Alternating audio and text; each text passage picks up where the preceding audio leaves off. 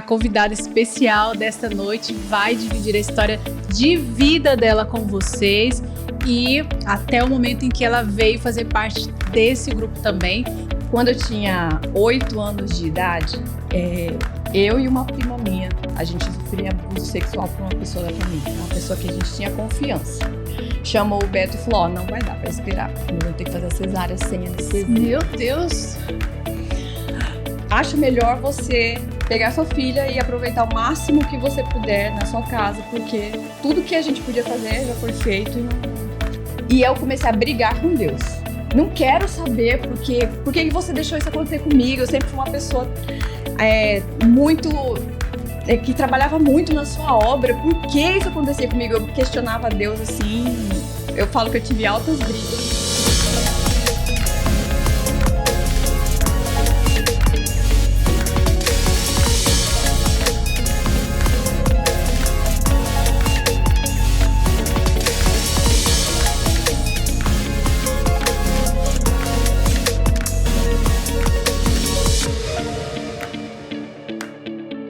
Olá pessoal, sejam muito bem-vindos a mais um Reaviva Podcast.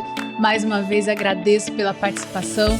Que bom que você está acompanhando as histórias que estão sendo relatadas aqui e aproveito até para dar uma explicação aqui. A gente tem trazido alguns componentes do grupo, a gente vai trazer também algumas pessoas que não participam diretamente do grupo, mas participaram em algum momento, que tiveram, uma vivência, uma história, algo que marcou dentro desse projeto e assim você vai conhecendo as várias partes desse projeto e vai conhecendo o todo dessa história. Eu sei que é muita coisa para contar e hoje nós temos uma história super especial para contar e eu quero conhecer essa história, porque é uma história bem longa, a gente tá até conversando aqui em off que teria que fazer parte 1 e parte 2, mas a convidada especial desta noite vai dividir a história de vida dela com vocês e até o momento em que ela veio fazer parte desse grupo também. Então fica aí, já pega a pipoca, participa com a gente até o final, você não pode perder, você tem muita coisa para aprender aqui na história desse podcast hoje. Então, sem mais delongas, hoje nós temos aqui participando com a gente a Angeles. Seja bem-vinda, Angeles. Obrigada. É muita emoção. Falando em emoção, a gente conversando em off, já viemos preparado com os lencinhos. Verdade. Se você tiver, prepara também, porque tem muita emoção aqui nessa noite, né? Uma história forte. E até hoje a gente optou por trazer somente a Angeles, exatamente porque a gente gostaria de conhecer a história dela mais profundamente. Ela tem um testemunho muito bonito para poder dividir aqui com a gente. Então, a gente precisava que fosse só ela, senão não ia dar tempo de conhecer praticamente nada, né? E em alguns momentos você vai ver que nós vamos ter um participante, às vezes vai ter 3, vai ter 4. Então, assim, vão se acostumando com essa rotina, com essa diferenciação, mas tá tudo certo. Tudo tem um propósito e você vai entender se você continuar nos acompanhando. E já aproveito para pedir para você que não é seguidor do nosso canal, já clica aí para se inscrever, tá bom? Ativa o sininho também para você não perder nenhum dos podcasts, nenhum dos vídeos que a gente disponibilizar aqui no canal. E aproveitar para compartilhar também. E essa história dessa noite você tem que compartilhar muito, tá bom? Então vamos conhecer mais sobre essa garota, sobre essa mulher. Antes, deixa eu te falar, sabe quando que eu te vi a primeira vez? Não lembro, mas eu lembro quando eu conheci sobre você. Aham. Esses dias eu tava lembrando. Eu tinha 12 anos, eu fui cantar numa rádio. Acho que você lembra dessa rádio do Roberto. Eu lembro. Então, eu fui cantar, tava cantando, tinha um homem lá. E aí, esse homem, terminei de cantar, ele... a minha filha canta essa música. Aí, eu nunca tinha visto. Meu pai. Claro, né? Fã de carteirinha. Deles Aí eu falei... Aí ele falou, você conhece a Erika Luz? Eu falei, não, eu não saía muito. Eu tinha 12 anos ainda, tava começando. Aí ele falou, não, você ainda vai conhecer minha filha, ela canta. Então, eu conheci o seu nome primeiro. O meu pai é o maior divulgador. Dos filhos, é um fã fanático dos filhos. Sempre foi exatamente. assim. E quando eu era criança, ele levava eu pra cantar nas igrejas. Então, comecei a cantar com 9 anos de idade. Então, rodei Cuiabá e Várzea Grande por aí cantando e ele sempre me levava. Até que eu fui ficando mais velha, aprendi a andar sozinha, de busão, né? E aí eu comecei a ir sozinha. E até falo que ele era conhecido como o pai da Érica naquela época. Meu pai falou a mesma coisa. Eu sou o pai do Adenis e o pai da Angélica. Meu nome ninguém sabe, exatamente. Pois é, mas aí hoje ele é conhecido pelo nome, e é Denis o quarteteiro, né? Então mudou um pouco, né? Mas vamos falar mais sobre você, né? Então já tivemos aí. Eu acho que eu não me lembro exatamente a primeira vez que eu vi você, mas assim, as visões bem marcantes que eu tenho são de você regendo o Coral do Cristo Rei, e a gente vai falar sobre isso também, né? Um pouquinho de cada vez. A Angélis, ela vai contar um pouquinho como é que foi até o nascimento dela, porque assim, essa menina tem tanto milagre, gente. Às vezes a gente tem uma vida muito difícil e às vezes a gente reclama, mas a gente deixa de olhar para os milagres que aconteceram. Então hoje a gente vai compartilhar milagres e ela já é um milagre por si só, a mãe dela. Então, Angélis, conta pra gente um pouco dessa história. Então vamos lá. Primeiro, quero voltar lá desde o início para vocês entenderem, né, como é que foi. Meus pais se conheceram muito jovens, adolescentes, se casaram muito novos mesmo. Minha mãe com 15, meu pai com 17 anos. Nossa, bebês. Minha mãe com uma mala de roupa foi para Rondônia com meu pai era de lá e estava fazendo um curso aqui em Cuiabá. E aí levou a minha mãe para lá. Você nasceu em Rondônia? Nasci em Rondônia. Eu também sou de lá. Sério? De onde? Ouro Preto do Oeste. Não, eu nasci em Pimenta Bueno, mas morei em Espigão do Oeste. Na Pimenta Bueno eu só fui pra nascer mesmo. Uhum. E aí foram morar na casa dos meus avós. Então, assim, começaram a vida muito jovens, totalmente inexperientes. Minha mãe era adventista por causa dos desbravadores, né? Ela começou a ir pra igreja por causa dos desbravadores da igreja do Porto. E aí, meu pai não. Meu pai, ele era, assim, ele não tinha religião, mas a minha avó seguia o espiritismo na época. Então, pra você ver os dois mundos, assim, totalmente, né? Uhum. O jugo desigual bem gritante mesmo. E tanto que ele foi dedicado dentro do espiritismo, como a gente faz a dedicação, né? Uhum. Então, assim, nós vimos durante a nossa vida familiar uma guerra espiritual muito grande. Por isso que eu falo que a gente tem tantos milagres.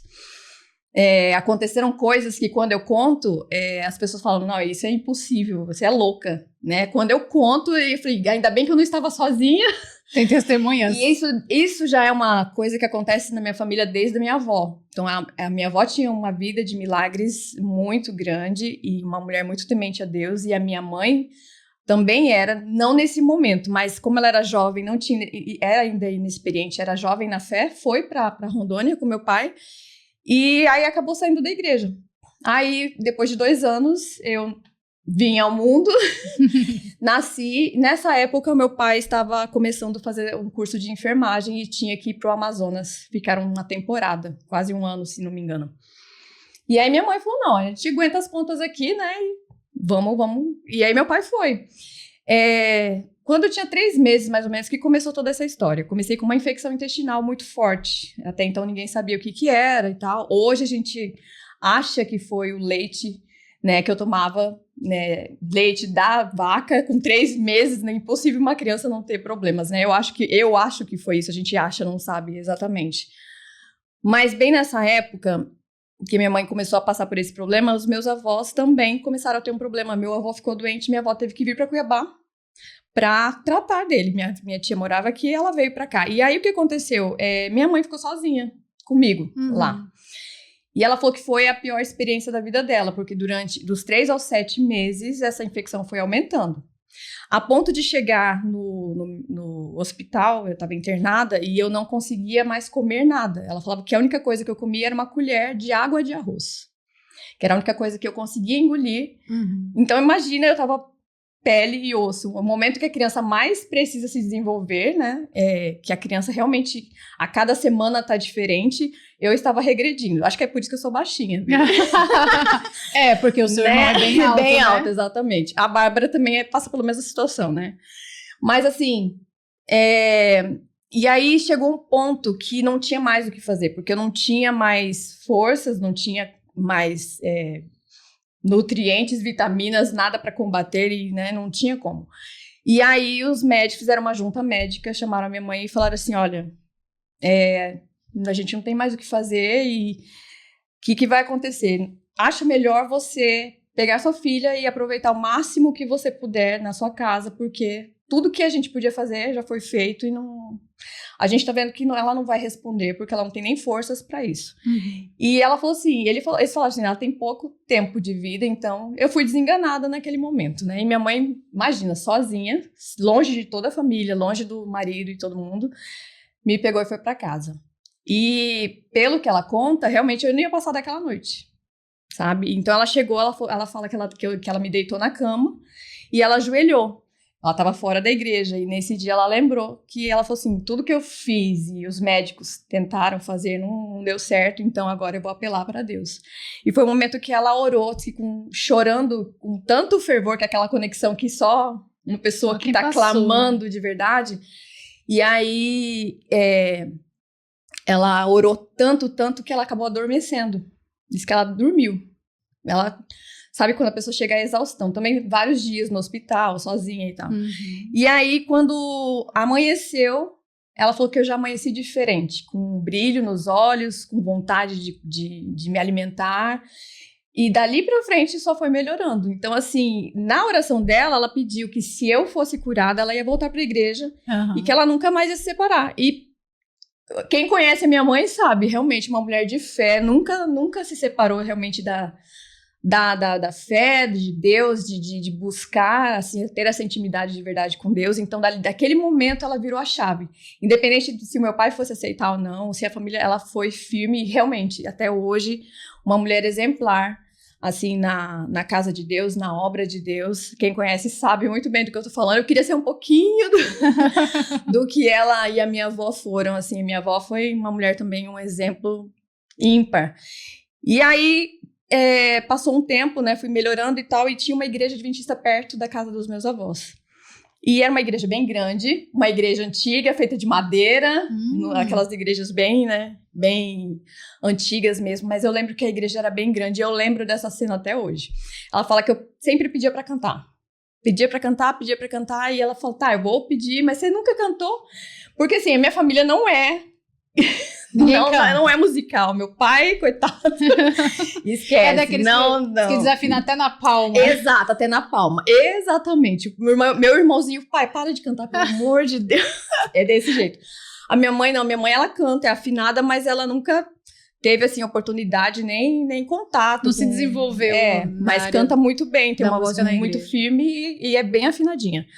E aí ela conta, e eu lembro de algumas partes, eu tinha 3 anos nessa época, e aí eu fui com aqueles vestidos rodadão, que a mãe ama, né, meia calça e tudo mais. Parecendo uma princesa pra poder cantar. E eu subi pra cantar, e eu lembro... quantos anos? 3 aninhos. 3 anos. E aí 3 anos, eu também comecei a cantar com 3 anos na igreja. E é engraçado, porque assim, foi a primeira meta, primeiro sonho realizado, porque eu tinha um sonho de cantar, nunca tinha cantado, né, nem... E eu acho que vendo isso na igreja, vendo as pessoas cantarem, me deu vontade. E aí eu comecei a cantar a musiquinha que minha mãe cantava pra mim, que era Sou uma Florzinha de Jesus. Não sei se você conhece. Só que eu cantei diferente. Que eu não cantei como os outros. Foi assim, ó. Sou uma florzinha de Jesus. Sou uma florzinha de Jesus. E comecei a chorar no meio da música. Aí eu lembro da minha mãe assim, desce, pelo amor de Deus, desce. Mas ela não falava assim, desce, tipo, sai daí, não. Ela, tipo assim, ela tava tão... tava um constrangimento tão grande, porque ela tava vendo a situação, e eu falava assim pra ela...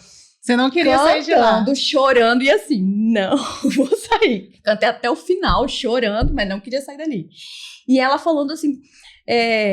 filha, eu fiz de tudo pra você descer, eu vi que você tava nervosa, mas você não queria descer. Tipo assim, eu não sei o porquê que isso aconteceu, eu fui até o final, cantando, chorando, mas terminei a música. E quando aconteceu isso, engraçado que veio uma senhora, a gente não tinha muito contato com ela, chegou pra minha mãe e falou assim, esse é o chamado da sua filha. Falou isso pra ela, assim, do nada. E olha que você mais chorou do que cantou. Exatamente, eu não cantei, eu só chorei.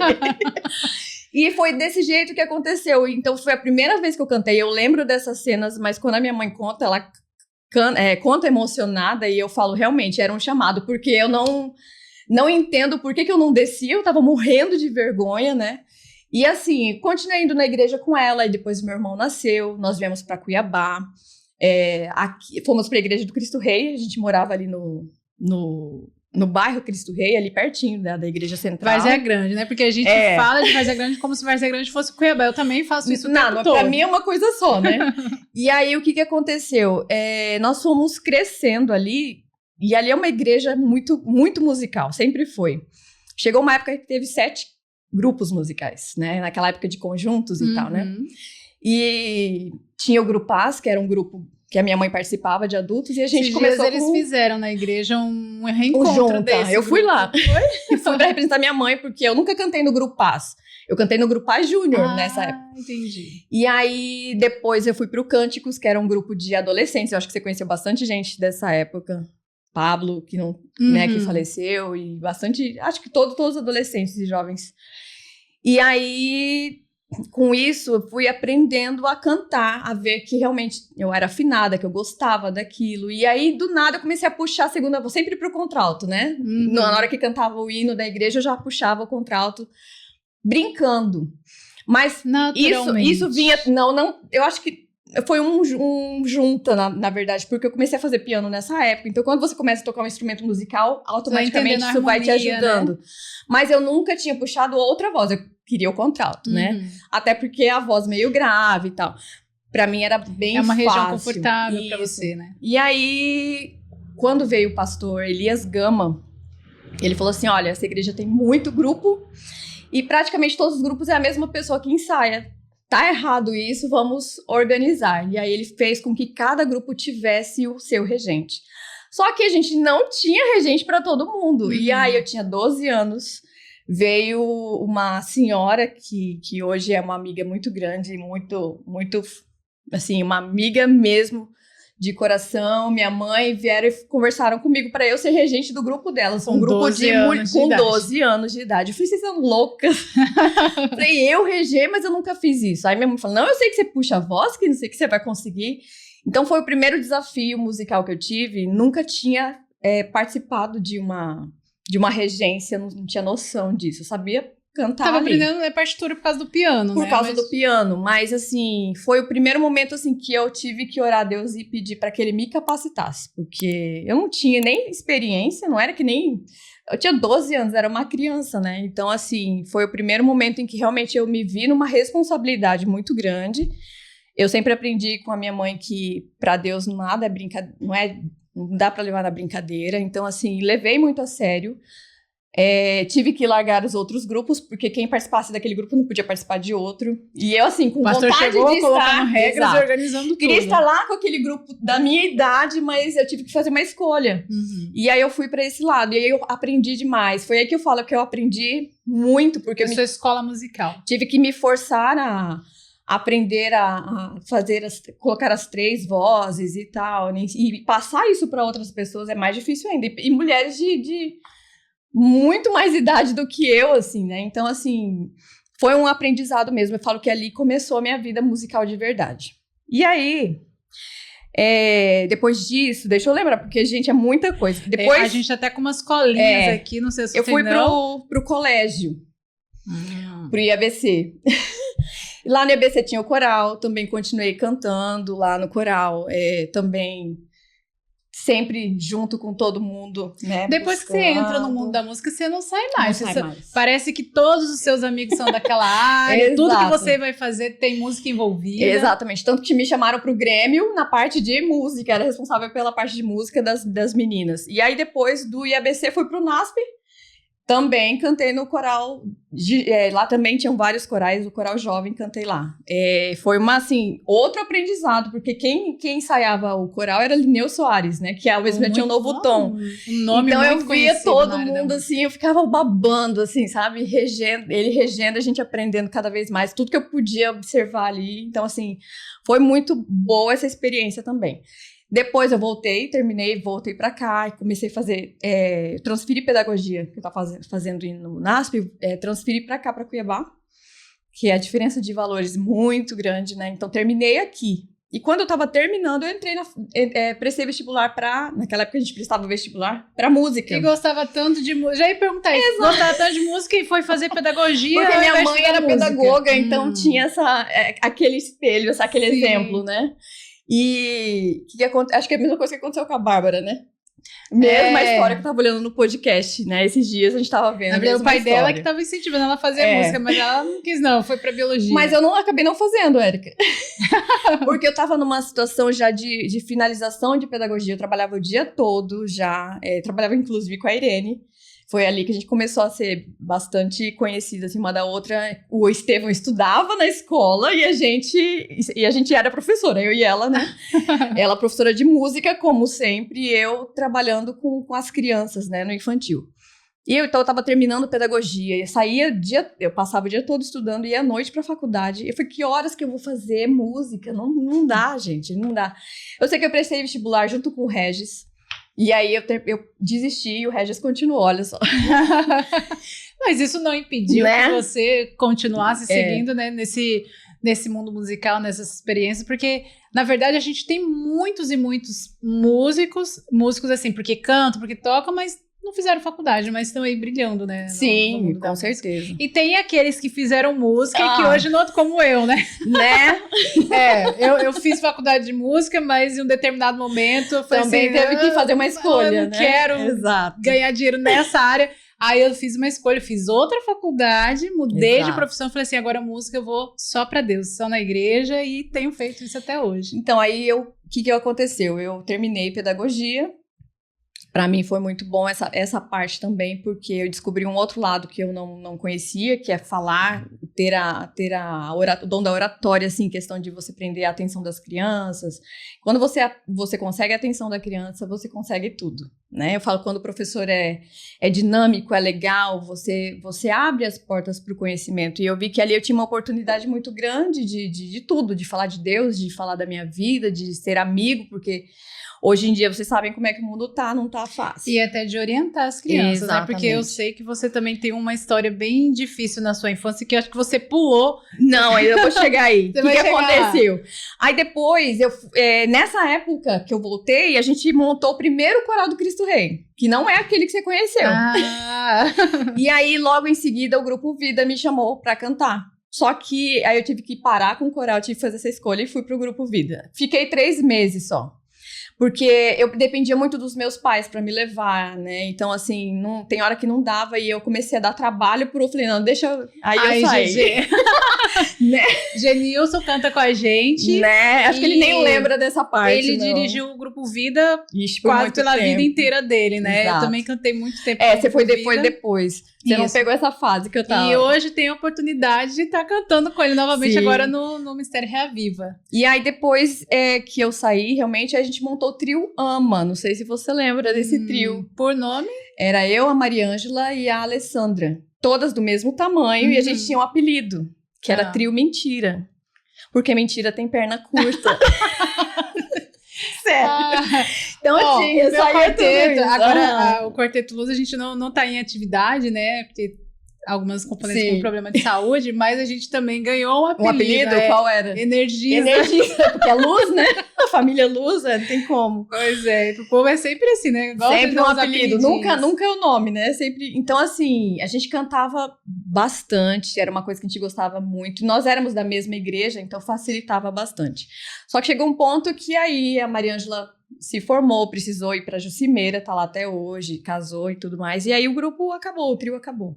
E aí que veio, então, o convite pro Joias. E aí eu fiquei no Joias por um bom tempo, até regi por um tempo, porque a Rosane precisou sair, então eu fiquei tomando conta da parte musical. Já tinha pego experiência lá aos 12 anos de idade, né? Já sabia um pouquinho, né?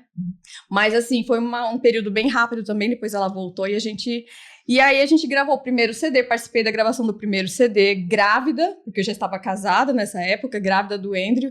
E aí, quando estava perto de nascer, a gente já tinha lançado e tudo mais, eu tive que fazer uma escolha. Eu falei, não, agora eu vou optar pela minha família, o meu filho vai precisar de mim. E aí foi onde eu parei, por um momento, da parte musical. Uhum. Como eu te falei, você falou que eu pulei, Eu vivia essa parte musical da minha vida que você vê que eu conto Parece com que muita felicidade. Tudo lindo, maravilhoso, Exato. mas por detrás a gente nunca sabe o que É realmente está aí acontecendo. que eu falo pra vocês que todo mundo conhecia uma parte da Angélis. Ninguém conhecia o que acontecia comigo.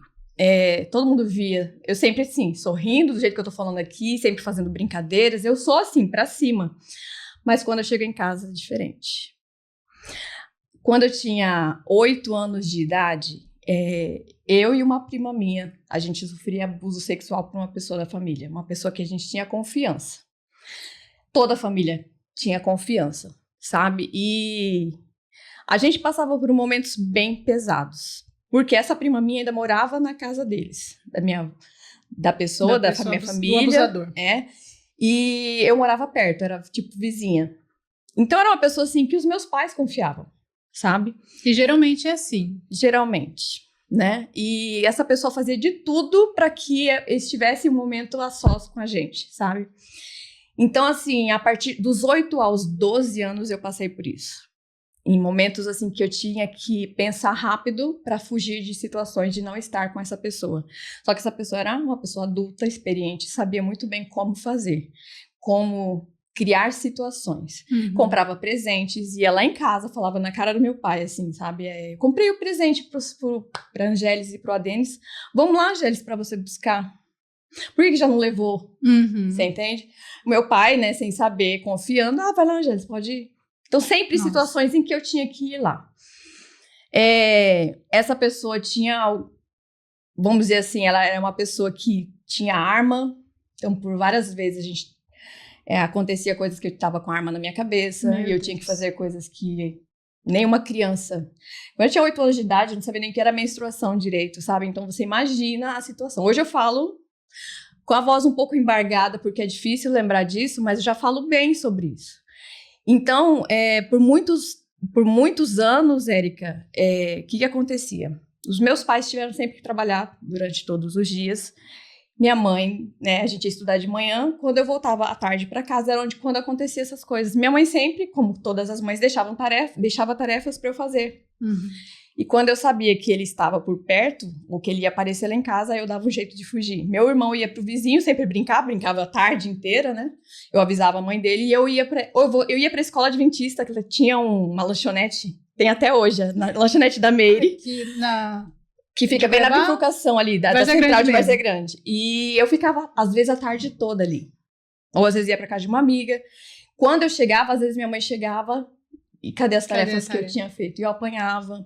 Então, assim, porque ela achava que eu estava desobedecendo. Mal sabia ela do que estava acontecendo, sabe? Então, por muito tempo, eu ouvi muito da minha mãe que eu era menina desobediente, que eu era menina difícil de lidar, que eu não obedecia, a criança que deu trabalho, sabe? Uhum. E, ao mesmo tempo, eu tinha a responsabilidade de cuidar do meu irmão. Então, assim... Foi uma infância difícil pra mim, porque eu queria esconder. Na minha cabeça, escondendo, se o meu pai soubesse, meu pai ia matar esse homem. Uhum. Ainda tem aquela questão de proteger, né? Você tá sofrendo abuso. E por que eu falava isso? Não, mas por que eu falo isso? Apesar de saber que o meu pai é um homem hoje temente a Deus, mas naquela época, lembra que eu falei que ele era... do mundo do espiritismo. Do mundo do espiritismo, ele nunca frequentou. Porém... Hoje eu perdoei, não tem nada a ver, mas ele foi criado de uma forma violenta. E ele, querendo ou não, como todos os pais, às vezes eu falo que isso é muito complicado. Hoje a gente repete os mesmos erros. E o meu pai era muito violento. Era violento com a minha mãe, era violento com a gente. Assim, não tinha formas de falar, ia sempre batendo e muito forte, violentamente mesmo. Ele perdia o controle total. O que acontecia? Eu falava assim, gente, se ele é dessa forma, né, conosco aqui, né, com os filhos que são pessoas que ele ama, imagina uma pessoa que tá fazendo uma coisa dessa. E eu não queria ver meu pai na cadeia, sabe? Eu tinha certeza que poderia acontecer uma coisa dessa, porque assim, até se fosse comigo, eu não sei se eu responderia, né, de uma forma positiva, não tem como uma situação dessa. Uhum. E foi bem difícil, porque eu vivia esse mundo, que eu falei pra você da música, que eu tava conhecendo, vivendo um mundo muito feliz na minha vida, ao mesmo tempo, um inferno, um verdadeiro inferno. E é uma situação que, assim, hoje, eu entendo por que talvez isso aconteceu comigo. Porque a criança, primeira coisa, ela se culpa por isso. Eu me sentia culpada. Parecia que se o meu pai soubesse, minha mãe soubesse também, eles iam brigar comigo, como se eu fosse a pessoa que tivesse feito isso, sabe? Como se eu não fosse a vítima. E é isso que a criança pensa, ela é culpada. Às vezes, a criança nem sabe sobre sexo, sobre nada disso, mas ela sabe que aquilo é errado. Porque você mexe com a pureza da criança. E depois que você mexe com a pureza da criança, nunca mais ela volta a ser. Você vira a chave, sabe? Eu lembro quando a gente fala sobre Adão e Eva, que Adão e Eva tinham a inocência e depois que eles descobriram o sexo, o que era o sexo, eles se esconderam, porque eles sabiam que era errado. Mas quem falou pra eles que era errado? Ninguém. Então é a mesma coisa quando você tira essa pureza da criança, essa inocência da criança, sabe? E agora imagine que eu vivi isso, não foi uma vez. 4 anos, Por 4 anos. Minha prima conseguiu sair dessa situação, mas eu ainda continuei lá. Então, assim, tudo que eu queria era fugir, Érica. Chegou uma época da minha vida que eu queria fugir pra algum lugar, eu queria sair dali. E aí veio a oportunidade dos colégios, foi quando eu fui pro IABC. Então, assim, eu tinha alguns amigos da igreja que estudavam no IASP nessa época, e eu falei, eu quero ir. Na verdade, eu queria era sair dessa situação. Todo mundo fala assim, você é doida, né? Porque você vai sair daqui desse conforto dos seus pais e tal. Eu falei, não, gente, eu quero, é meu sonho. Eu queria realmente viver isso, mas eu sei que por trás disso tinha um motivo muito mais forte. Tinha um motivo, né? Bem mais forte. E aí eu fui pro colégio. Lá no colégio, eu comecei a lidar com isso sozinha. Em relação ao quê? Porque depois que você vive uma situação de abuso, você começa a ter problemas, consequências de tudo isso. E aí eu comecei a lidar com a parte emocional, com a parte que parece que tava todo mundo olhando pra mim, parece que todo mundo sabia o que tinha acontecido comigo. Tudo coisa da cabeça, você vai construindo a baixa autoestima, sabe? Então, são vários sintomas que o adolescente, a criança, começa a mostrar depois do abuso. E eu comecei a ter que lidar com isso sozinha. E aí, eu passei por isso, nunca tinha contado pra ninguém. Passei por alguns problemas de relacionamento em relação com namoro, assim, não conseguia firmar com ninguém, sabe? Você se sente insegura, é difícil até explicar. Não tem uma explicação. Do nada eu virava a casaca, não quero, não... Então eu me sentia assim, sozinha. Realmente parece que eu estava no meio do nada e ninguém podia me salvar dessa situação. E se alguém soubesse, o negócio ia ficar mais feio ainda pro meu lado. Só que quanto mais eu tentava me esconder, mais doía em mim, mais eu sofria. E eu fui assim, sabe quando você tá... Sufocada, literalmente. Exatamente, sufocada. E aí depois de lá fui para outro colégio, tentei me matar no NASP, bebi vários remédios, porque do nada vinham as crises de depressão. E o que eu queria era só acabar com... A pessoa que quer se matar... Ela quer acabar com o sofrimento. Com a dor e com o sofrimento. E eu lembro que uma vez vida, eu tomei muito... Peguei uma caixa, eu tinha uma caixinha de remédios, eu tomei todos aqueles remédios. Não sei como que não me deu nada. Só me deu uma dor de barriga que eu fui parar, fiquei no banheiro um dia inteiro e assim, fiquei mal, febre, suando muito. E aí as preceptoras, né, conversaram com os meus pais e aí foi onde a gente achou melhor de eu voltar. Eu saí do NASP e voltei pra cá, foi onde eu transferi a faculdade pra cá. Já era adulta. Então eu passei por tudo isso e o sofrimento não acaba, é incrível. Eu passei por isso com 12 anos, né? Ninguém sabia, fica tudo guardado, você não tratou, não teve alguém pra te acompanhar, pra te mostrar uma saída, né? Então... E eu falo, a gente tava conversando isso antes de começar, quanto mais você guarda, é pior, porque o teu corpo não aguenta, a gente não foi feito pro mal. E aí você vai guardando essa maldade... Sabe quando você segura o choro, que dói aqui? Dói. Você sente isso, o teu corpo grita. E tem esposas que não contaram pro marido, os pais e tal, e isso, depois vem um câncer, vem alguma doença, porque o teu corpo vai somatizando isso. Sim. E uma hora ele vai responder, e não é de uma forma positiva. E aí foi quando a gente resolveu, né, que a gente ia parar de esconder e vamos enfrentar isso. Eu voltei pra cá, comecei a fazer terapia, né, em vários psicólogos e tal, mas... Mas ainda não tinha contado pros seus pais também? Não, então eu não contava pro psicólogo o que tinha acontecido, porque eu sabia que os psicólogos iam contar pros meus pais. Entendeu a situação? Então, e eles não tiveram a sacada que tinha alguma coisa a mais acontecendo. E aí, fiquei de psicólogo em psicólogo, mas nada resolveu. Guardava isso pra mim e pronto. E aí, chegou uma época em que na minha casa estava insuportável. Porque a minha mãe sempre, sem saber, coitada, tadinha, né? Eu falo hoje, oh meu Deus, por que eu... sem saber, sempre brigando comigo, por que eu era daquele jeito, por que eu não... Porque de vez em quando eu entrava nesse limbo, assim, de tristeza. E eu falava assim, não posso falar, não posso contar, por quê, né? E aí, o que acontecia? Chegou um momento que eu queria fugir de novo. Sair daquela situação. E aí, quando você estava no colégio, você estava triste, mas longe. estava no seu cantinho e ninguém estava vendo. Ali longe. Ainda tinha e estava longe de né? todo mundo que me lembrava, entendeu? A casa que me lembrava, a rua que me lembrava, as pessoas que me lembravam de tudo isso. Então, olhar para aquilo me causava gatilhos, entendeu? E aí eu aí eu casei. Foi meu primeiro casamento. Casei, eu acho que Pra sair também? Pra fugir, exatamente. Hoje a gente conversou, quando a gente se separou, a gente conversou sobre isso. A gente falou, não, realmente não foi uma decisão tomada por amor, uma decisão tomada com, sabe, de uma forma certa, consciente. Foi realmente na emoção. E aí eu fiquei grávida, né, desse casamento, tive meu primeiro filho, o Andrew, um menino, nossa, eu falo que é uma bênção de Deus que fez eu... entender o que era um amor de verdade. Graças a Deus foi tudo bem com ele, nada, nenhum problema. Depois de 2 anos e meio de casamento, eu acabei me separando, mas hoje nós somos muito amigos, a gente convive todos, o pai o pai dele com a esposa, eu com o meu esposo, a gente convive entre todo mundo, na mesma igreja, e é bem, bem legal isso, entendeu? Porque a gente tem essa cumplicidade.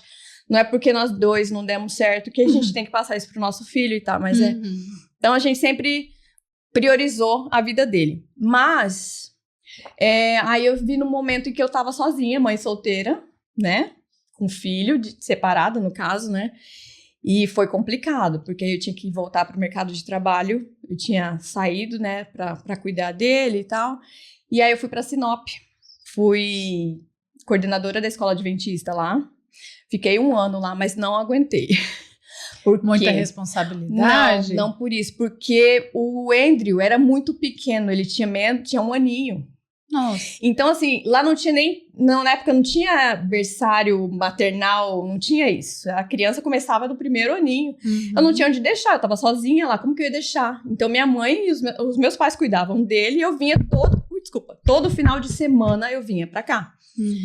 Só que assim, chegava domingo... Não gerava um medo, apesar que ele era muito bebê, de que a criança passe pelo mesmo problema que você passou por causa do abuso? Nunca... Não tive isso, Érica, com ele. Mas assim, a minha decisão de separar foi quando assim, eu falei assim, ou meu filho vai crescer sabendo, né, que os pais são separados e convivem bem, do que viver numa família que ele vai ver que não vai dar certo, vai ficar brigando na frente dele. Então eu prefiro separar e ele cresça assim, dessa forma, mas eu sei que mesmo assim causa muitas consequências na vida da criança e a gente teve trabalho com ele nessa questão de separação. Não é fácil. Por mais que foi amigavelmente, a gente fez de tudo para que ele não sofresse. A gente sabe o tanto que ele sofreu por causa da separação, mesmo sendo bebê. Mas a separação que acho que doeu mesmo, que ele ficou muito inseguro, foi eu estar longe. O que acontecia? Chegava domingo à noite, já ia me dando... Sabe, a gente já falava, amanhã é segunda-feira. Eu já sofria com ele, porque esse é o sinal de que você também tá meio depressiva, quando você não tem vontade de trabalhar no dia seguinte. E aí a gente ficou assim, eu chegava sexta-feira, né, saía sexta-feira, chegava sábado cedinho aqui, eu vinha de ônibus, né, na época nem tinha avião, né, rápido pra vir, então assim, passava a noite viajando, chegava aqui, passava o sábado com ele, domingo à noite, eu fazia ele dormir pra eu poder, pegava o último ônibus pra poder ir. Na hora que eu ia embora, ele acordava. Então parece que sabia, sabe, e era toda vez aquele sofrimento na hora da despedida. Aí na segunda e na terça eu ficava depressiva, ficava horrível, não trabalhava direito, com aquela dor de mãe, né? E assim, isso foi aumentando cada vez mais. Eu não aguento mais, todo final de semana esse sofrimento, né? Então aí eu decidi, falei, não vai dar certo, vou voltar, porque o meu filho pequeno, enquanto ele não estiver grande, não tem como. Voltei para casa dos meus pais de novo. E difícil. Lá vem lembranças, né? De novo. E aí foi quando o meu filho ficou doente também. Fui viajar numa época de final de ano para a casa da família do meu pai, a minha tia, lá em Barra do Garças. E o meu filho ficou mal, ficou doente. Levei no médico. O médico falou assim, é uma virose, não é nada não, né, e tal. E aí, comprei todos os remédios que o médico mandou e esse menino só piorando. Voltei no médico de novo, outro médico. Não, é só uma gripe, uma virose, é assim mesmo. Se você tratar com esses remédios, esquece esses remédios que você estava tomando, compra esse. Eu gastei muito dinheiro por um remédio que... Eu sei que esse menino estava praticamente desfalecido, porque ele foi piorando de uma situação tão grande que eu não tinha força. Voltei para Cuiabá e quando a gente chegou, minha mãe olhou assim e falou, nunca vi ele desse jeito. Dali a gente já foi para Santa Rosa. E eu falo que a gente encontrou um anjo, que era o Dr. Antônio, que faleceu, infelizmente, agora não, né, na pandemia. E ele era especialista em pneumologia, da parte como é que fala, de pulmão e tudo, mas todas as doenças, né, respiratórias, ele era um especialista. E ele falou assim, não, ele não vai... o Andrew chorando no meu colo, e eu falei... Tentando acalmá-lo, né? Filho, nós vamos pra casa já. Ele, não, mãe, você não vai sair daqui. E aí foi o primeiro baque que eu falo, Érica, que eu tive, assim, em relação a ter que ser forte pelo meu filho. Nós ficamos dali, de onde você viu, vim da rodoviária, dali eu fiquei 1 mês no hospital. Nossa. Eu lembro até hoje que eu passo na frente, eu vejo aquela janelinha que foi minha casa por um mês. O Andrew pegou uma infecção tão forte no pulmão que ele quase perdeu o pulmão esquerdo. Ficou todo preto, com as histórias de remédios e o diagnóstico errado dos doutores. Ele pegou uma pneumonia bacteriana muito forte mesmo. E aí o doutor falou assim, vai ter que abrir para ver como é que tá. Nossa. Porque se tiver líquido, ótimo. Mas se tiver já pastoso, aí é um problema. E aí foi um momento assim que eu falo, gente, foi difícil, porque tinha que esperar o anestesista chegar para dar anestesia, abrir certinho, e o anestesista não chegava. Só que o Andrew já estava há mais de 12 horas sem comer, sem beber água. A boquinha dele pregava assim, Érica, ele falou, mãe, bebê, eu quero água. Ele não podia por conta Não podia, porque ele ia fazer a cirurgia. E eu olhando aquilo, eu chorava assim, aquilo foi me doendo de uma forma... sabe que você vê o seu filho em sofrimento e você não poder fazer nada. E eu olhava pra minha mãe, filha, não tem o que fazer. E ele chorando, a boquinha dele tava tão seca. E as enfermeiras falavam, já fica despreocupada porque ele tá hidratado, ele tá com soro. Mas soro não é a mesma coisa que água, né? A gente sabe que o corpo tá... Menina, era triste de ver. O anestesista demorou umas 2 horas pra chegar. E assim, que com certeza pareceram uma eternidade. Por 2 horas foi um sofrimento que eu falo que eu não recomendo pra ninguém. Eu não, sabe? Olha, é difícil demais você ver seu filho numa situação em que você não pode ajudar. E aí eu comecei a gritar no hospital. Eu surtei. Foi acho que a primeira vez que eu surtei. E aí as enfermeiras já correram, já foram. E aí esse anestesista estava em outra cirurgia que acabou demorando um pouco mais, em outro hospital. Então até ele chegar. E foi engraçado que depois esse anestesista acabou virando médico do Andrew depois. Acabamos, né? Ficou tudo perdoado.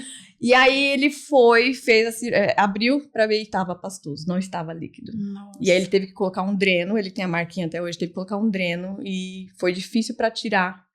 Porque o pulmão dele estava praticamente tomado.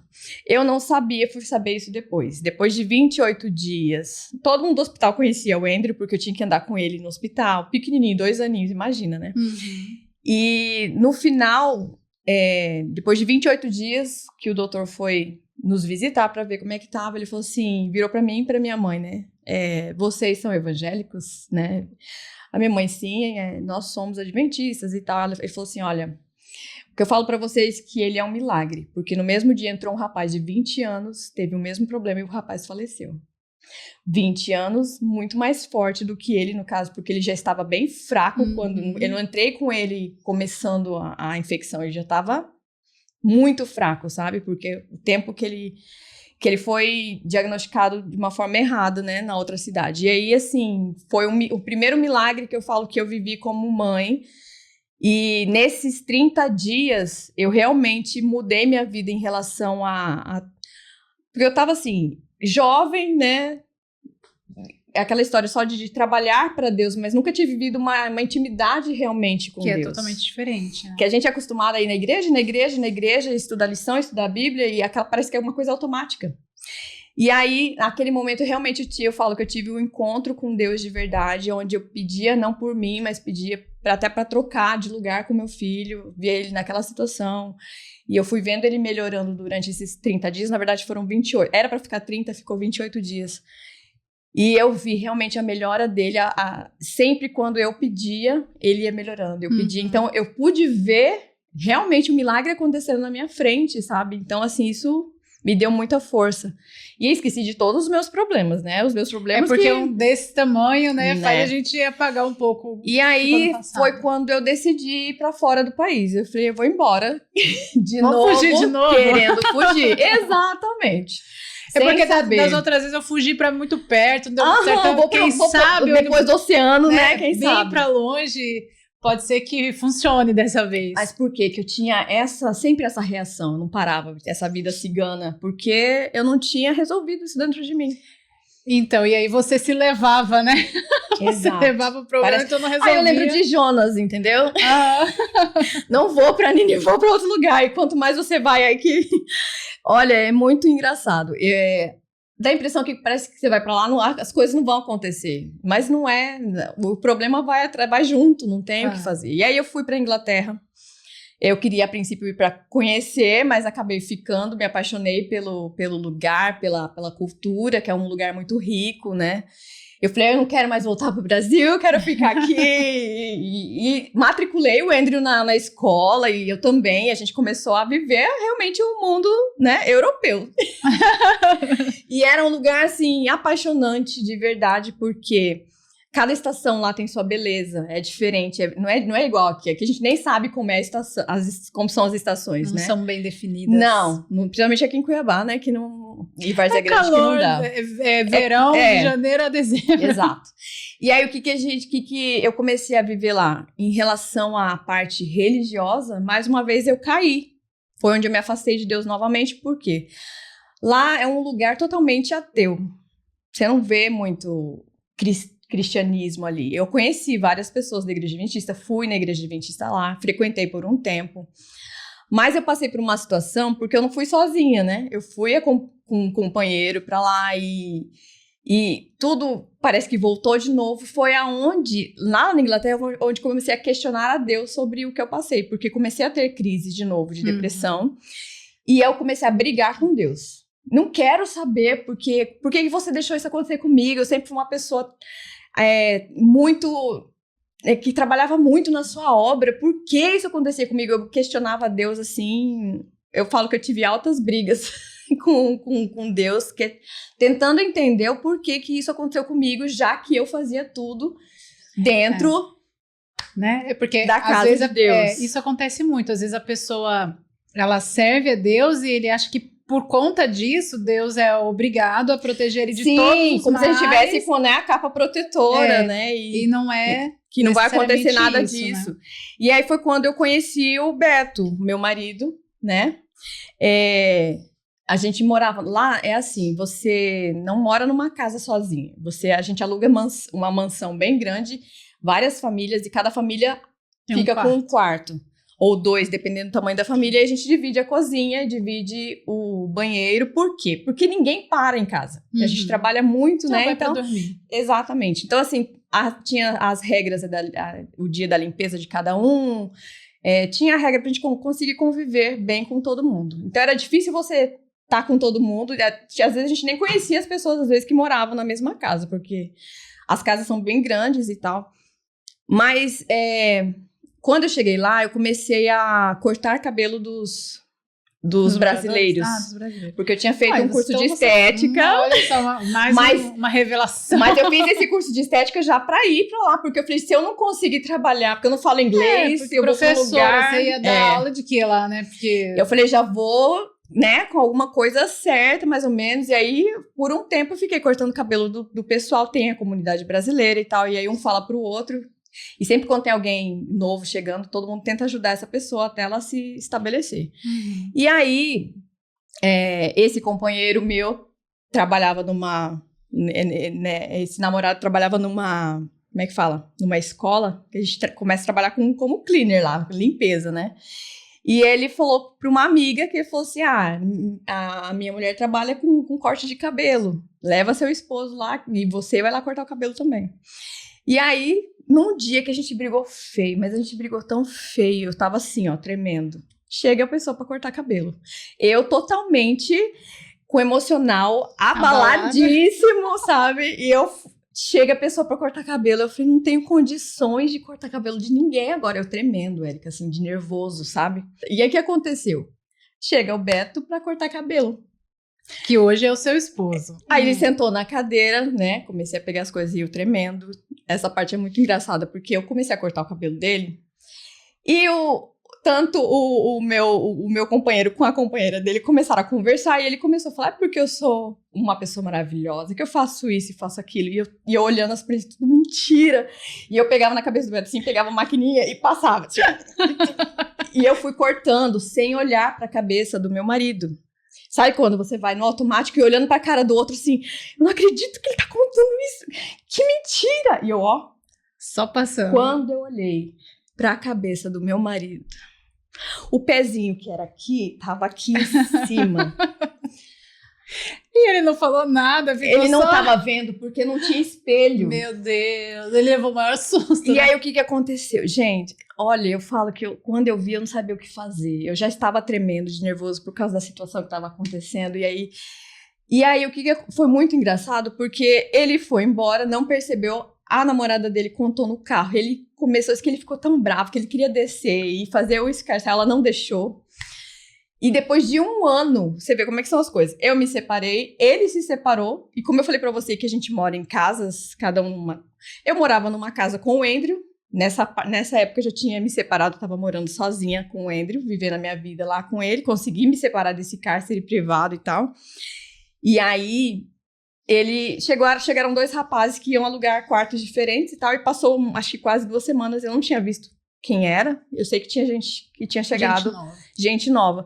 E aí eu tinha terminado de fazer o almoço no domingo, lavado a louça e tudo, deixando a cozinha pronta pra próxima pessoa, ele chegou e a gente começou a conversar, eu terminando de limpar, você não lembra de mim, né? Aí eu falei... Não lembro. Você não lembra de um corte de cabelo? Nossa!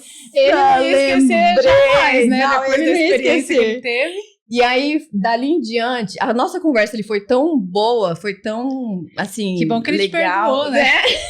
E olha, que fique claro que eu cortei o cabelo dele depois, várias vezes, tá? Que bom, né? Mostrou que era só a situação, né? Não era você que era ruim. E assim, foi engraçado porque ele se conectou com o Andrew de uma forma... muito, muito amigável, porque assim, eu estava já traumatizada, sabe? Então foi uma outra situação que eu tive que ter forças e viver aquilo sozinha para proteger o meu filho. As pessoas da igreja, que de vez em quando eu ia, e ainda ia lá na igreja adventista, eles falavam, nossa, ele mudou, o comportamento dele tá diferente. Então como que as nossas decisões influenciam na vida dos nossos filhos totalmente. Por mais que você tente ainda fazer o melhor, é difícil. Então o Andrew passou por essa situação. Então, quando eu conversei com o Beto, eu falei assim, não, a gente deu certo, deu tudo certo, ok, só que eu tenho um filho e eu não quero passar por situações que eu já passei, eu preciso que você seja assim, assim, assim, e nem precisou, porque ele mesmo já estava preocupado com o Andrew dessa forma. Tanto que o Andrew conectou com ele, assim, de uma forma que eu fiquei boba de ver. Até hoje os dois têm uma amizade, os dois trabalham juntos, sabe? Olha. E, assim, é muito bonito de ver essa amizade dos dois. E aí, a gente acabou se casando, né? Porque não tinha como, mas se deu certo. E aí, eu fiquei grávida da Esther. A gente morava lá. A gravidez foi tudo bem, tudo certo. A gente passou por uns perrengues normais de gravidez, que a gente nunca uma gravidez é igual a outra, né? Só que, assim, correu tudo dentro do esperado. E aí, quando eu fui pra realmente sentir essa situação. A dor do parto? A dor do parto, porque lá na Inglaterra não faz cesárea. Só faz parto normal. E só faz cesariana se você tiver algum problema. Na minha ficha tinha ali que eu tinha tido um filho cesárea. Mas aí eles falaram, mas o que aconteceu? Não é que no Brasil é uma cultura, exatamente. Aí eu virei notícia do hospital, sabe? A Angelis, porque eles não falam Angelis, é Angelis. É que chique, eu gostei. Eu não gostei, não. Ela teve parto cesárea e não foi. Aí começaram a falar da cultura do Brasil, que eles achavam um absurdo, né? Aí tudo bem. Fui pra lá. Eu já estava com 42 semanas. Geralmente é com 40. Uhum. O máximo que uma criança pode ficar para não ter problemas é com 42. Pois a dona Esther ficou até os 45 minutos do segundo tempo. No dia que completou 42 semanas foi que ela falou, vou vir ao mundo. Ela que... Tá tão quentinha. Então, parecia que tava grávida de gêmeos, sabe? Então foi assim, eu falei, não acredito que essa menina no último dia... E aí, mas foi tudo bem, ela tava encaixadinha, virada e tal. Quando eu cheguei lá, gente, que dor que é essa? Você não tinha passado na primeira, não conhecia, né? Olha, é que eu falo pra você, por experiência própria, porque eu tive as 3, dor de dente, dor de pedra no rim, não é igual. Não é. Mas não é mesmo, não chega perto. Eu senti todas as dores, e assim, eu cheguei lá, nós chegamos cedinho, umas 6 e pouco da manhã, logo que eu cheguei, já recebi a epidural, que é uma anestesia que não é... Você sente a contração, mas você não sente dor, sabe? Então, assim, era suportável, né? Aí fez o exame de toque, tava tudo certo, então eu tava só esperando. Só que eu estava de 5 em 5 minutos já de contração e 1 centímetro de dilatação. Nossa! Já era para estar com 8 centímetros, mais ou menos, pelo tempo de contração. E eu não tinha dilatação, eu não sabia. Vai sair como uma criança. Exatamente. E aí, chegou um tempo que a epidural acabou. O efeito. Efeito, e começou as dores de novo. E deu 3 da tarde. Eu cheguei 6 da manhã. Deu 3 da tarde. E aí, olha como é que são as coisas. Cheio de gente na sala, profissionais. Ninguém prestou atenção. O Beto, meu marido, que não tem nada a ver, percebeu que o coraçãozinho dela estava forte, fraco. Porque a gente já tinha estourado a bolsa, meio-dia, pra ver se ia mais rápido. Então, tava oscilando. Mas como que ele conseguiu perceber Porque eu tinha vários eletrodos que fala, né? Que monitoravam os meus batimentos cardíacos e o dela. Ah, entendi. E aí tinha dois monitores, assim. E ele viu que o dela tava diferente. A gente escutava bem alto. E aí ele falou, tá oscilando, tá diferente. Ele percebeu, ninguém tinha percebido. Eu falo, gente, e os profissionais ali? E aí, quando as enfermeiras chamaram o doutor, quando ele viu, ela já tinha virado. Ela estava em sofrimento, tentando respirar, porque já tinha estourado a bolsa e tudo. E ele falou, é rápido, vocês não vão perder as 2. Nós vamos ter que ir voando, vou ter que fazer cesárea, porque não dá. Ela não abriu, não tem dilatação, tinha 0,5 centímetro só. Tava 1,5. E a Esther tinha virado, né, 360. E não tinha nem como mais ela nem tentar parto normal, porque ela já tinha virado, não tinha como. E aí foi o tempo do Beto vestir a roupa, sabe? Eu falo que ele que salvou nossa vida, porque se ele não tivesse percebido, eu não sei. É o que o médico falou, acabaria perdendo as 2, né? E aí foi a questão de... Eu lembro que pra mim foi uma eternidade, mas foram 15 minutos o tempo da gente ir. Quando chegou lá, tinha 22 pessoas na sala, tinha pessoas assistindo, que a gente vê até nesses seriados, assim. Grey's Anatomy da vida. Exato, pessoas assistindo, assim... e vários anestesistas e tudo e tal. E a anestesista tentou de novo colocar a epidural, né? Colocar a anestesia Só que eu tava tão nervosa que as veias escapavam. E aí tentou por todo lado. Eu fiquei toda roxa, porque tentou de todos os jeitos colocar anestesia e não dava. E os médicos esperando. Eles, gente, pelo amor de Deus. Aí chamou o Beto e falou, não vai dar pra esperar. Nós vamos ter que fazer a cesárea sem anestesia. Meu Deus! Haja coração! Sem anestesia. E aí foi, Érica, tive que fazer a cesárea sem anestesia. Ela aqui tentando. Teve as dores do parto normal e aí teve que fazer a cesárea e ainda sem anestesia. E o Beto que mordeu pelo menos um pano pra você morder. O Beto que eu pedi pra assistir, pra ver se ia dar tudo certo, tá? Não conseguiu, porque teve que ficar comigo ali. Eu lembro, Érica, de tudo que eu passei, das dores e tal, mas eu não lembro como que foi. Eu sei que doeu. Acho que seu corpo, sua mente te protegeu apagando. E eu tava tão nervosa, porque lembrança. tudo que eu pensava naquele momento, Senhor, salva minha filha, não deixa ela morrer, não deixa ela morrer, não deixa ela morrer. Essa era a minha oração, minha fala o tempo todo. Uma preocupação tão grande dessa menina morrer, que eu tava assim, sabe? E aí, ele me segurando aqui e ela tentando ainda. Quando eu escutei o chorinho dela, chorando, né? Quando ela saiu e ouvi o choro, aí eu lembro até hoje que é aquela sensação de adrenalina aqui. Aí a anestesista conseguiu. Claro, você porque eu acalmei, exatamente. Porque foi a hora que eu relaxei. Ai, tá viva. Menina, eu falo que um arranhado dói, Érica, a gente não aguenta. Uma dor de dente. Só Deus pra ter me dado forças pra aguentar um parto desse. Foi tudo muito rápido. Parece cena de filme, hein, Angélis? Cena de filme, exatamente. E assim, a Esther nasceu, veio, aí o Beto foi buscá-la. Quando ele chegou, aí nós dois desabamos a chorar. Eu falei, ai, graças a Deus, tá viva, tá bem. E aí, depois, como a anestesista tinha conseguido colocar, aí que veio, né? Ficou grog, né? Fiquei grog, fiquei um tempão lá. Aí ela mamou e tal. E lá na Inglaterra, você não pode ter companheiro te acompanhando. Eu fiquei sozinha com a Esther. Ele tinha um horário de visita normal, não podia ficar. Entendi. Mais uma cultura assim, diferente. lá como é uma cultura que todo mundo tem parto normal, as mães andam normal depois do parto. E eu não podia porque eu estava operada. E o bercinho que colocaram era muito fundo, não tinha condições de virar para pegar ela se ela chorasse. Eu falei, não vai dar. Aí antes do Beto sair, eu falei, amor, pega ela, põe aqui, deixa ela dormir aqui em cima de mim. Porque se ela quiser mamar, já mama aqui, porque eu não vou conseguir pegar.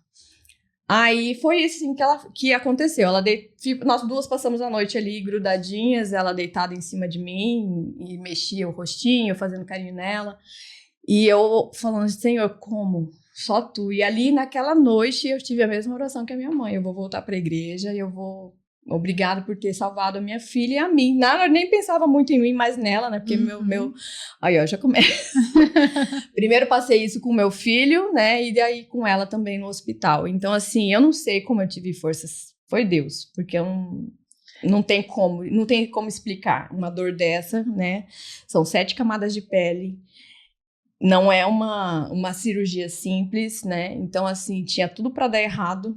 Desde o começo ali nessa cirurgia, e graças a Deus, nós duas, né, como uma fênix, mais uma vez Deus mostrou que eu estava realmente ali sendo cuidada por Ele, mais uma vez, apesar de toda vez eu tentar me afastar, eu que me afastava, e né? Deus é assim, Ele sempre vai atrás da gente. Eu estava assistindo uma pregação essa semana e o pastor estava falando exatamente isso. Eu falo, ai Deus... Por que eu sou assim? Eu sempre, né? Por que eu faço isso? Por que eu acabo me afastando? E aí, as mulheres iam sendo liberadas, isso foi no final de semana, passou 2 dias, nada de liberar a gente. Já estava tudo bem, tudo certo, e eu estava estranhando por que não estava liberando a gente. E aí eu chamei a enfermeira e questionei, aí o dia que o Beto e o Andrew foram lá nos visitar, nós chamamos, e aí a médica veio. E ela falou assim, a gente não liberou vocês ainda, porque a Esther, nesse sofrimento de tentar respirar depois que a bolsa estourou, ela comeu micônio. Micônio é as fezes, parte da placenta. E quando a criança engole tudo isso, né, o líquido também, a criança vai ter um problema de algum sentido. Então a gente está fazendo testes com ela para saber em qual sentido ela vai ter problema. Ela vai ter problema, isso a gente já fica sabe. Ciente. Mas a gente está fazendo teste para ver em qual sentido ela vai ter esse problema. Fizeram tantos testes, que ela não tem nada. Não tem nada, sabe? Ela comeu e não tem nada. Fizeram vários testes depois, porque eles vão na casa das pacientes. Um acompanhamento muito legal. E durante um tempo, não é só depois que você vai embora do hospital, não. Durante um tempo, eles ficam te acompanhando para ver se está tudo certo, com a mulher e com a criança. Mulher e criança lá são prioridade. É muito legal isso. Então, assim... Tentaram de tudo para descobrir, a Esther não tem nada, pelo contrário, é uma menina assim, iluminada realmente por Deus, e eu só tenho aprendido demais com os dois, sabe, com o Andrew e com a Esther, os dois me fizeram assim, dar motivo para eu não fazer uma loucura em relação à minha vida. E até mesmo para você talvez parar de olhar um pouco para dentro pro de meu você, problema, pro seu problema, exatamente. E aí foi quando eu senti uma depressão pós-parto. Mas não com a Esther. Foi uma depressão pós-parto, falando assim, gente, eu passei por tudo isso, eu tô aqui sozinha, sem a minha família. E se morresse, como é que fica o Andrew aqui? Falei, não, eu quero ir embora pro Brasil. Me deu um desespero, né? Uma loucura de novo. Passar por tudo isso sozinha, assim. Eu falei, não, vou embora. E aí eu voltei pro Brasil. O Beto ainda ficou 3 ou 4 meses lá. Terminando de arrumar tudo. O Beto é brasileiro mesmo. Beto é de Santos. Foi lá, tava 5 anos. Tava mais tempo do que eu. A gente se conheceu lá. Uhum. E aí, veio pra cá, né? Não queria vir pra Cuiabá, pro Mato Grosso, mas veio. Viu, Maurício? Não é só você, não. E aí, eu trouxe ele pra cá... Até por causa de uma estrutura, né? Tinha estrutura familiar aqui. E você também queria ficar próximo da sua família, nesse momento, então, principalmente. Se eles estavam aqui. Então, eu vim com a Esther e o Andrew primeiro, depois ele veio. Aí, eu me rebatizei, ele também se batizou, o Beto se batizou na igreja. E aí começou o coral que você conhece do Cristo Rei. Aham. Que aí todo mundo falou, vamos retomar aquele coral, tá, mas vamos fazer um outro nome. E aí, na verdade, juntou todas as igrejas praticamente do Cristo Rei.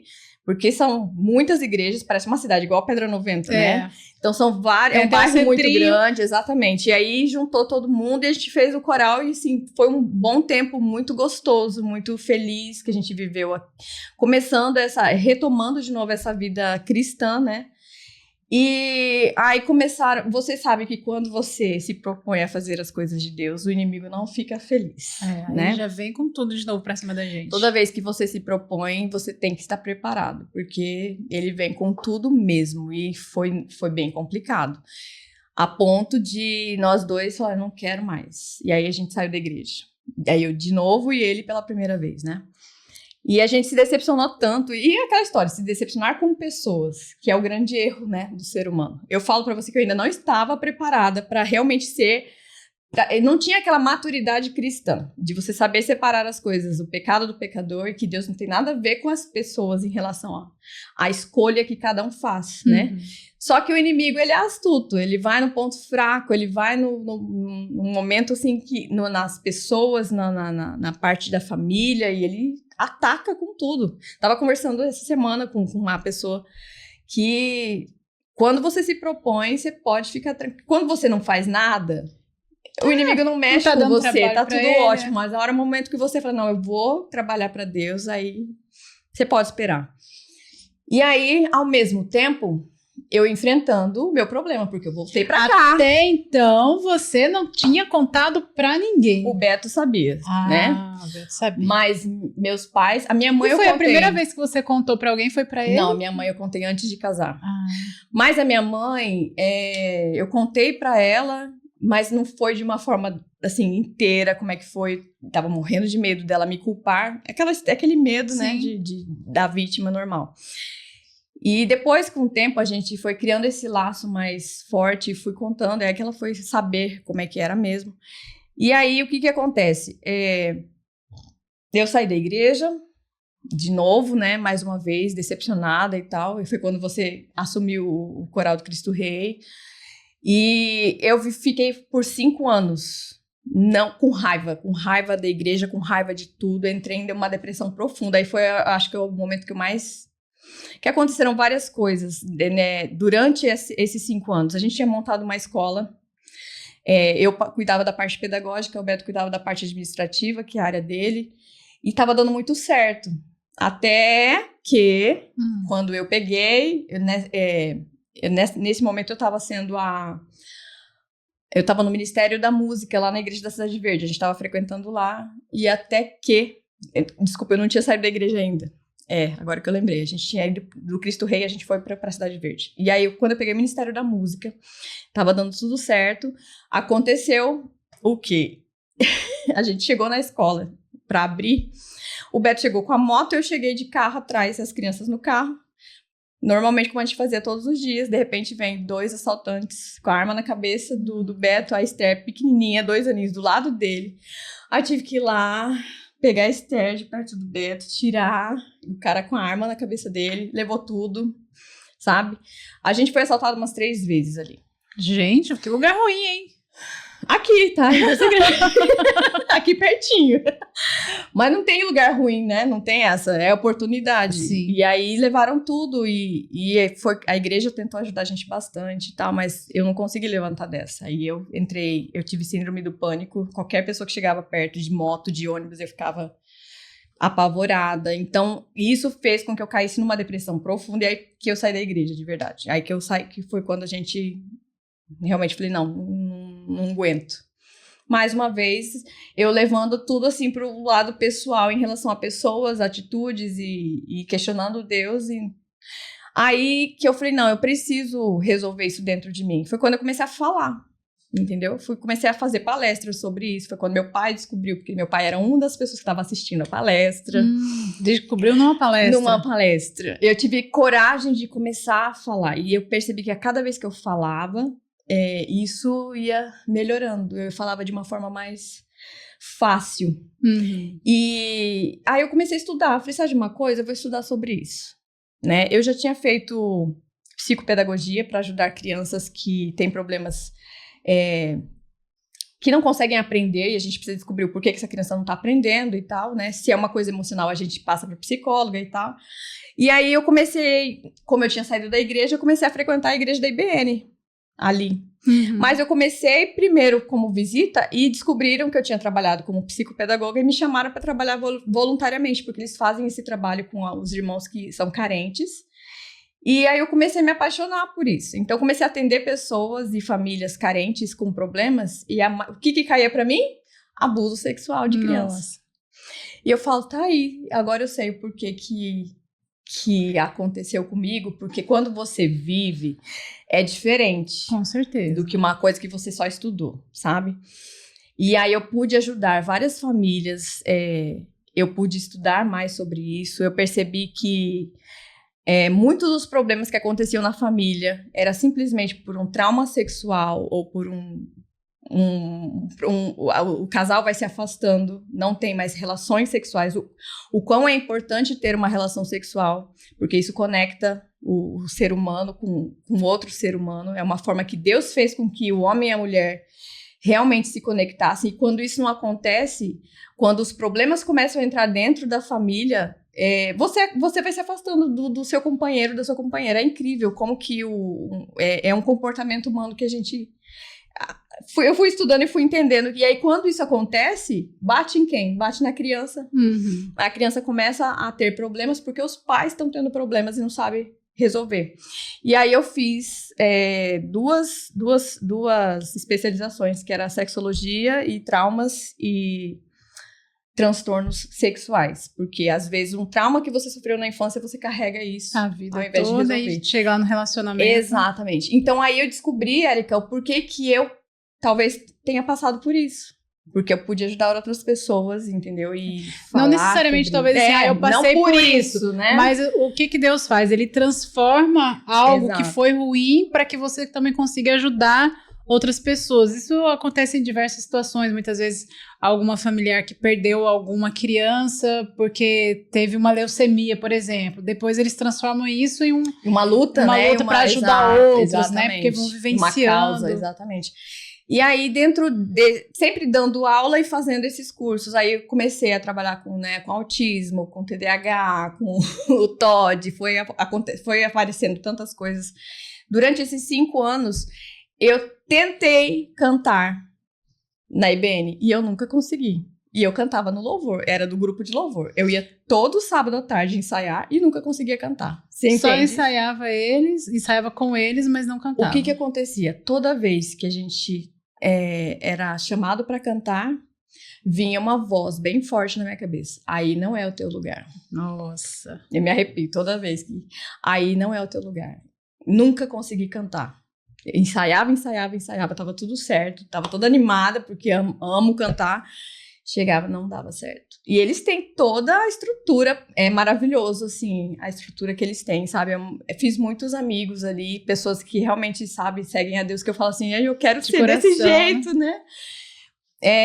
E só que outra coisa que me quebrava muito, e o sábado. O sábado gritava na minha consciência. Porque queira ou não, né? Você faz parte da vida, você aprendeu daquela forma, viveu boa parte da sua vida guardando o sábado. E assim, Érica, eu corria de adventista. Corria, não quero saber dos adventistas, não. Vamos, todo mundo que se encontrava comigo com muito carinho, vamos na igreja. Quero não. Quero não. Por 5 anos eu corri, mas corri que feito uma... Engraçado que o Andrew, meu filho, permaneceu. O pai dele passava em casa, pegava ele e levava para a Cidade Verde. Ele continuou firme e forte. E eu, minha filha e o meu marido, não. Aí eu queria ver todo mundo na frente, menos adventista. E até que então, né, veio... Eu não lembro quem que fez o convite para mim, que eu fiquei sabendo que ia ter uma cantata, né, no Porto, lá na orla do Porto. Ah, vamos! Ah, não vou não. Não vou não. Eu passei a tarde toda falando, não vou, não vou. O Espírito Santo tava lutando ali, hein? Foi uma guerra. Eu falo que, gente, incrível como são as coisas. De última hora, chamei o Beto, não vou não. Eu me arrumei e fui, do nada, cheguei assim. Foi com as pessoas que te chamaram? Não, fui sozinha. Só fiquei sabendo do convite e fui. Aí cheguei lá, encontrei o meu pai, né? Meu pai depois se batiza. Não contei essa parte porque, gente, não dá pra contar tudo. Na verdade, eu acho que a gente já passou de 1 hora desse podcast. Meu pai se batizou, né? Se casou novamente. Minha madrasta também, agora é adventista e tal. Então, assim, a gente se encontrou lá. E aí, quando eu sentei, eu vi várias pessoas conhecidas, mas quando eu olhei, aquele pessoalzinho, todo mundo de preto, eu lembro até hoje, com lencinho vermelho. E aí eu comecei a olhar um por um, assim, todo mundo eu conhecia. E eu falei, gente, começou a me dar aquela sementinha, aquela lá no fundo, sabe? Aquela vontade de estar ali. Quando eu assisti, eu chorava e foi lindo de ver, sabe? Todo mundo que tava ali eu conhecia. Foi qual ano, Gélis, que você Acho que foi 2017. Então, acho que foi a primeira cantata que a gente fez. Porque eu sei que depois eu fiquei sabendo da história, né? Eles tinham feito uma, mas era no teatro, não é? No Zumira, né? Uhum. E depois, essa foi a primeira outdoor. Isso. E eu assisti dali, Érica, eu falo hoje que são detalhes, né? Tudo que aconteceu ali foi pra me levar, porque eu não queria saber de voltar pra igreja. E aí... A cantata foi que fez. Ainda quando eu saí, encontrei com a Maguinha, com a Vanessa. E era pra você estar ali. Ainda falaram assim pra mim, né? Não é pra você estar aqui, você tem que voltar, você precisa voltar. E aí eu comecei até a voltar, a conversar com a Vanessa e tal. E aí veio a pandemia. E na pandemia foi quando eu falei, não, eu não aguento mais, né? Eu preciso me render a Deus de novo. E assim, várias coisas aconteceram para que eu realmente percebesse que Deus estava me chamando. E aí eu chamei a Vanessa e falei, Vanessa, me ajuda porque eu preciso voltar. Eu quero voltar, quero me batizar. Eu não vou mais esperar pelo meu marido, porque eu sei que salvação é individual, eu respeito a decisão dele, mas eu preciso voltar, até porque a Esther ainda é pequena e eu preciso dar esse exemplo para ela. Mas eu preciso me conectar com Deus de novo, né? Eu senti essa necessidade muito forte. E aí que eu voltei para a igreja, a gente se batizou juntas, nós duas. Ela se batizou e eu me rebatizei, né? E com a pandemia, a gente com máscara e tudo, aquela situação toda, né? A igreja vazia, mas estava sendo transmitido. Mas aí eu comecei voltei para a igreja.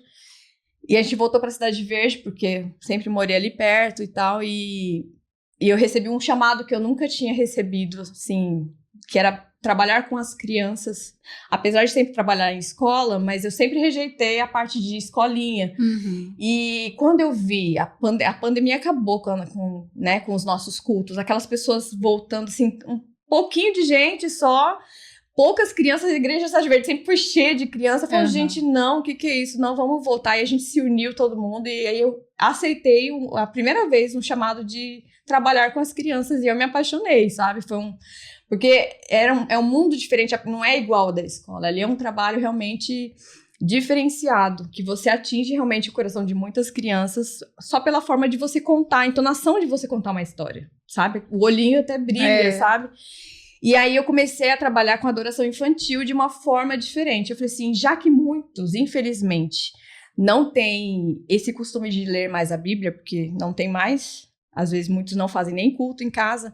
A nossa adoração infantil, a gente não vai seguir o manual, a gente vai fazer histórias da Bíblia todo sábado. Então todos os sábados a gente fazia histórias da Bíblia encenadas e faladas. As crianças ficavam assim, falei, pelo menos assim eles vão saber sobre a palavra de Deus. E chamou tanto a atenção que tinha mais pais indo pra ver a história do que as crianças. Eu sei que em um ano aumentou, assim, significativamente as crianças levando os pais pra igreja por causa da historinha que ia ser contada. Era o momento tchan ali das crianças, sabe? E isso me fez, assim, entender a importância de você fazer tudo com amor, com carinho, com delicadeza, com gentileza, com detalhes. Eu falo que Deus é um Deus de detalhes. Eu passava semanas, às vezes, construindo cada cenário, cada pedacinho, mas para 10 minutos, 10 minutinhos da adoração infantil, mas eu sabia que isso podia salvar pessoas, entendeu? Então, assim, eu aprendi muito isso com a minha mãe. Tudo que for fazer para Deus, que faça com todo a tua responsabilidade, carinho e amor, e o seu melhor, porque é para Deus, então tem que ser o melhor. E aí, passando um tempo, a Yara foi cantar na igreja, e a gente falou, ei, vamos cantar, saudade de cantar com você. Eu chamei ela para cantar um dueto, né, alguma coisa, né. Passou uma semana, ela, então, né, sabe o que a gente conversou? E aí ela me convidou, ela falou assim, então, nós vamos recomeçar de novo, né, o grupo, a gente vai fazer um novo projeto e eu tô te chamando, né? A gente sentou, a gente se reuniu e a gente tá te convidando para cantar nesse grupo. Mas eu não posso falar muito, só quero que você ore. Exatamente, porque dessa vez ela falou que ia ser diferente. Eu fiquei feliz, mas eu não aceitei de cara. Não, eu falei pra ela que eu ia orar. Ai, que menina difícil. Não, tá certo. Eu falei que eu ia orar. Por quê? Porque eu tava tão compenetrada naquele momento ali, que eu falei assim, não, sabe, e vou te contar por que também, Érica.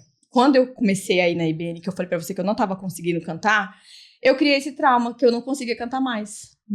Então, eu achei, e uma pessoa me falou, eu não sei se isso é verdade, que quando você se afasta de Deus, até o seu dom é tirado, eu vou até estudar sobre isso.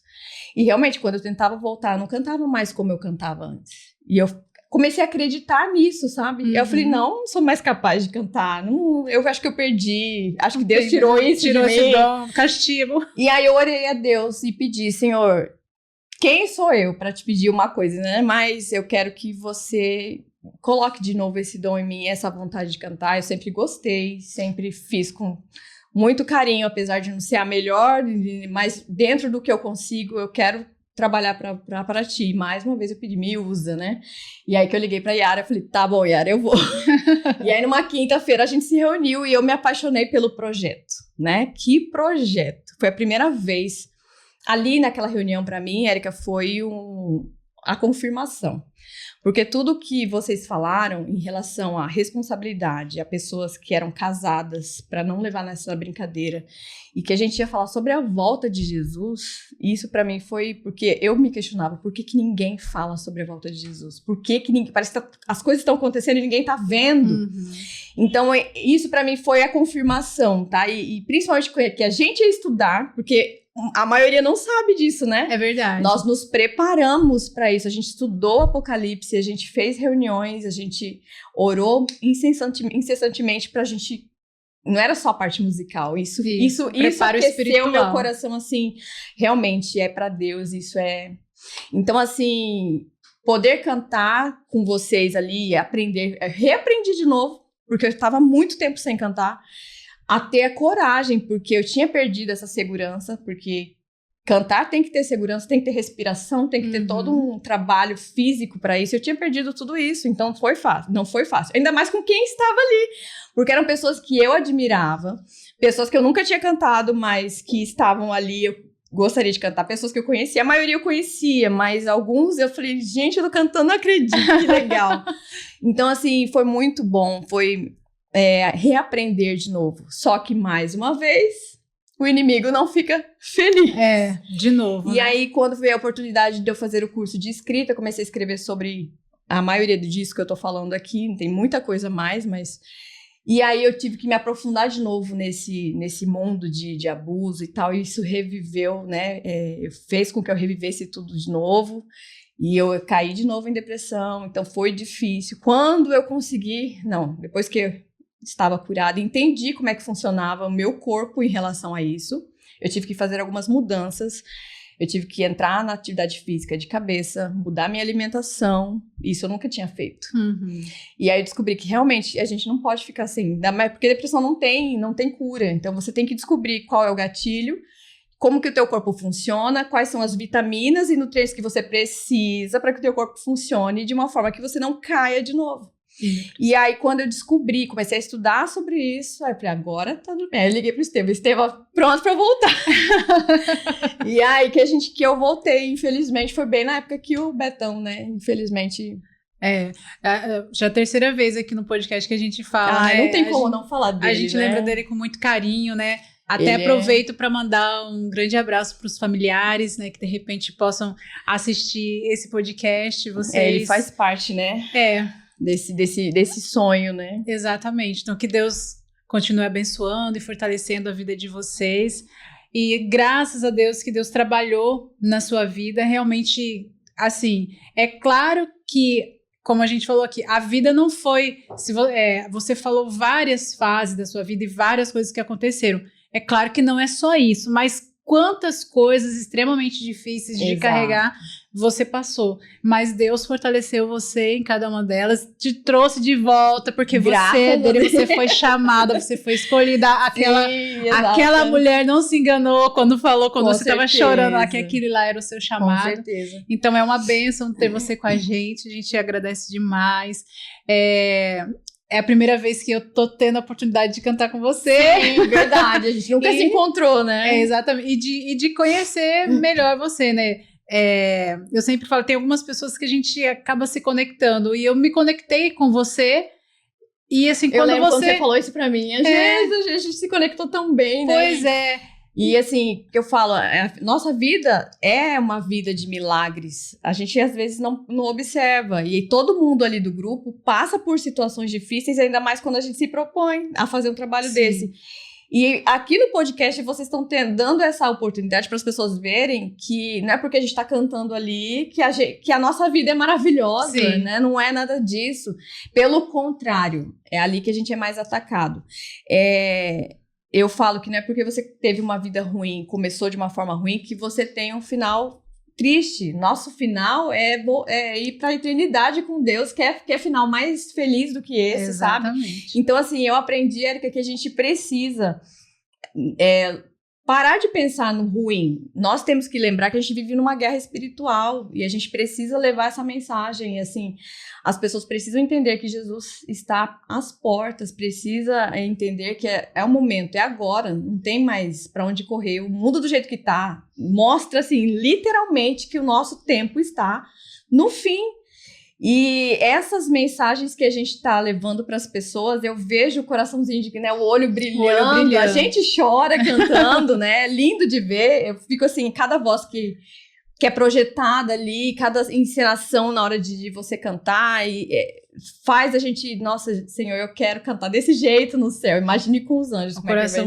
Vibra, exatamente, né? Eu sempre comento que eu me sinto mais perto do céu quando a gente está fazendo essa cantata, né? E eu quero agradecer muito a você, o Maurício, todo mundo, né, da direção da música, porque eu vejo o quanto de carinho vocês colocam em cada detalhe.